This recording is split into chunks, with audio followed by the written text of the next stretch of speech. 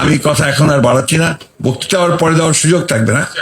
না সুযোগ না, আমার দরকার নেই, কারণ আমি তাড়াতাড়ি যেতে চাই। না আমার আমার কথাটা আমি বারবার বলেছি, যেখানে আসলে ঢাকা ঢাকা মহানগর তা আমাদের, যেটা সবাই বলেছেন, যেটা আসলে তা আমাদের বাস করার জায়গা। কিন্তু আজকাল আমার নিজেরই মনে হয় যে আমি ঢাকা শহরে থাকবো না, আমি আমার দেশের যে শহর সেই শহরে গিয়ে থাকবো। কারণটা হচ্ছে যে এটা বাসযোগ্য মনে হয় না। আপনার বেরোলেই যে আপনার ঘর থেকে বেরোলেই যে আপনার নিঃশ্বাস নেওয়া যে অক্সিজেনটা যেটা আসে সেটা পলিউটেড। আপনার একটা হাসপাতালে যাবেন, সেখানে একেবারে হাসপাতালের মধ্যে যদি পাবলিক হসপিটাল হয় সেখানে ঢোকাই যাবে না। প্রত্যেকটি প্রতিষ্ঠান এখানে আপনার ধ্বংসের দিকে চলে যাচ্ছে। সেই বিষয়ে যদি আমরা যদি বেরোতে না পারি, সেই প্রতিষ্ঠানকে যদি সামনের দিকে আনতে না পারি, তাহলে এতক্ষণ আমাদের তোয়া সাহেব যে সমস্ত স্বপ্নের কথা বললেন, স্বপ্নেই মনে হয় এখানে গেল।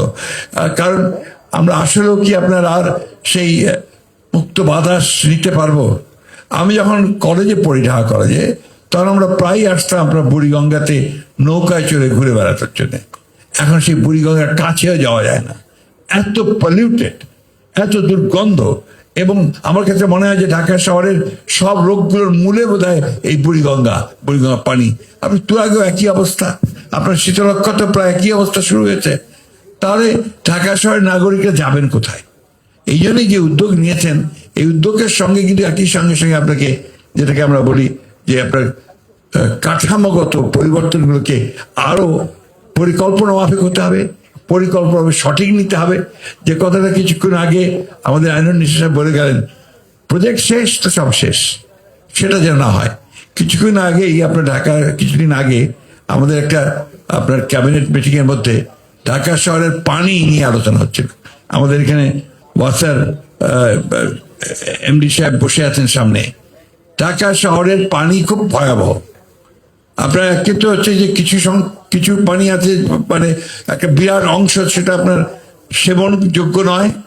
আরেকটা হচ্ছে যে পানির যে ভূতল, যে আপনার ডিপ টিউবওয়েলগুলো কজন 1000 মিটার নিচে চলে গেছে, যেটার জন্য ঢাকার জন্য একটা ভয়াবহ বিপদ নিয়ে আসছে।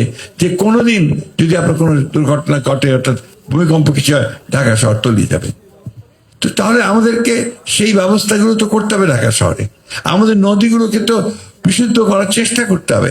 অথচ এত প্রজেক্ট হয়, এই বুড়িগঙ্গাকে পলিউশন মুক্ত করবার কোনো প্রজেক্ট তৈরি হয় না। আমি এই কথাটা বারবার করে বলছি, আমি আবারও বলছি, আমি চেষ্টা করব যে এই বিষয়ে আমরা কি করতে পারি সেই বিষয়ে আলোচনা করে আমরা বুড়িগঙ্গাকে ঠিক করতে পারি কিনা, আমরা তুরাগকে ঠিক করতে পারি কিনা, আমাদের 12 নদীকে ঠিক করতে পারি কিনা, সেই বিষয়গুলো আমাদেরকে দেখতে হবে। আমাদের কষ্ট হয় যারা আমরা, যেটা কিছুক্ষণ আগে বলেন যে আমি আসলে 1963 সাল থেকে কলেজে ঢাকা কলেজে পড়তে এসেছি। তখন যে ঢাকা শহর ছিল, সেই ঢাকা শহর আর এখন ঢাকা শহরে আকাশ আর পাতাল তফাৎ। স্বাভাবিক, মানুষ বেড়েছে, নগরায়ন বেড়েছে, সবকিছু বাড়বে, কিন্তু পরিকল্পিত ভাবে কিছু হয় না। আপনার ড্রেনেজ নেই বললেই চলে। ড্রেনেজ যেগুলো তৈরি করা হয় 1000 কোটি টাকা ব্যয় করে, সেই ড্রেনেজগুলোতে পানি নির্গমন হয় না। এটা প্রবলেমস। এইগুলো আমাদের প্রশাসক সাহেব এসছেন, এরপর ইলেকশন তো হবেই, কারণ সিটি কর্পোরেশন ইলেকশন হতে হবে। যারা দায়িত্বে আসবেন তারা ওই বিষয়গুলোকে সিরিয়াসলি দেখবেন।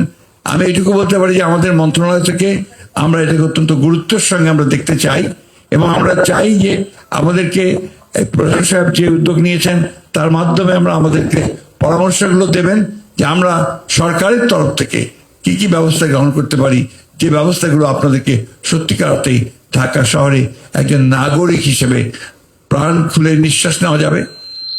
দক্ষিণে দুয়ার খোলা, একথা সবসময় বলা যাবে। শুধু আজই দক্ষিণে দুয়ার খুলবো তা নয়, দক্ষিণের জানালা যে আমি সবসময় খুলতে পারি সে ব্যবস্থা আমাকে করতে হবে।